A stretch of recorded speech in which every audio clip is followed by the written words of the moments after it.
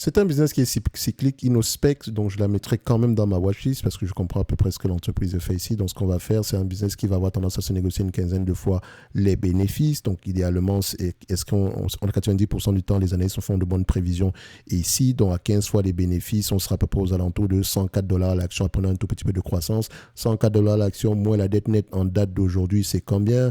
104 dollars, on n'a pas de dette nette, on a du cash net. Donc, on pourrait même dire que ça pourrait monter à 114 dollars l'action. Donc, ce qui nous encourage à dire que l'entreprise est correctement évaluée au prix actuel. Et c'est un prix intéressant, surtout pour ceux qui recherchent un dividende. Rappelez-vous, si on vous distribue à peu près, si vous achetez cette compagnie à 619 dollars l'action et qu'elle vous reverse à peu près, excusez-moi, 119 dollars l'action et qu'elle vous reverse à peu près 6,96 dollars par action, vous aurez un rendement de 5,84%. Ce qui n'est pas plus, enfin, extraordinairement élevé, mais ça reste intéressant ici. Maintenant, si la croissance continue, tant mieux. Ça reste un business à peu près mature ici. Donc, au prix actuel, c'est juste correctement évalué sans plus. Et donc, qu'est-ce que je vais faire? Je prends Innospec, je la mets dans ma watchlist. Je prends ça, Innospec, IOSP. Voilà, Innospec, on fait ça. Je fais dans un tour d'horizon des différents chiffres ici. Hein. Donc, croissance, ça c'est clairement un business cyclique. Croissance de plus en plus élevée, vérifier, acquisition organique. Ici, la marge brute est plutôt stable sur les dernières années. Il faut prendre les dernières années. Ok, le nombre d'actions augmente. Ça, c'est un problème à aller vérifier pourquoi. Est-ce qu'ils ont fait des acquisitions et ils ont financé en augmentant le nombre d'actions? Net income avec les free cash flow, est-ce qu'on va dans le même sens? Sachant que c'est généralement des business à capital intensif, je veux toujours aller vérifier si les deux vont dans le même sens. Grosso modo, il y a de grandes chances que les net income et free cash flow aient tendance ici à aller, enfin, les deux vont dans le même sens. Dette net sur EBITDA, on a quelque chose à zéro, donc on n'a pas de dette nette ici. Qu'est-ce qu'on peut encore aller regarder ici? Price to earning, le marché paie généralement combien de fois les bénéfices pour cette compagnie? Comme je l'ai montré, j'ai pris 15 fois les bénéfices, ce qui est assez raisonnable pour ce type d'entreprise. Ok, donc quand on regarde à peu près, voilà, une quinzaine de fois les bénéfices sur les 10 dernières années, c'est 16,5, je prends 15. Je prends toujours 15, 20 et 25.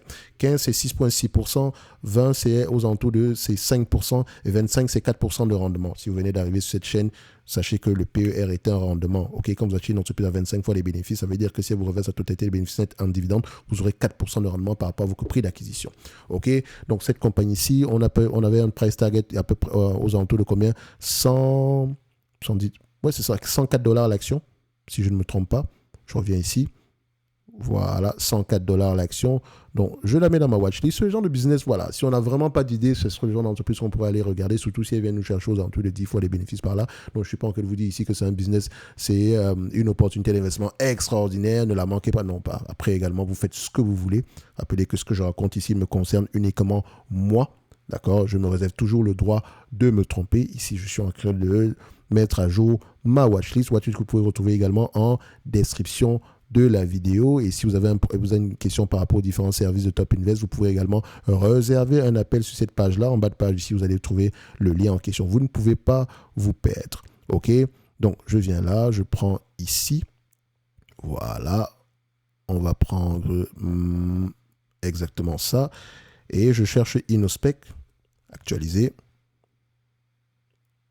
Et donc, une fois qu'on a Innospec ici, on mettra le price target. Et maintenant, à quoi ça vous sert? Vous savez à peu près la watchlist, elle sert à quoi?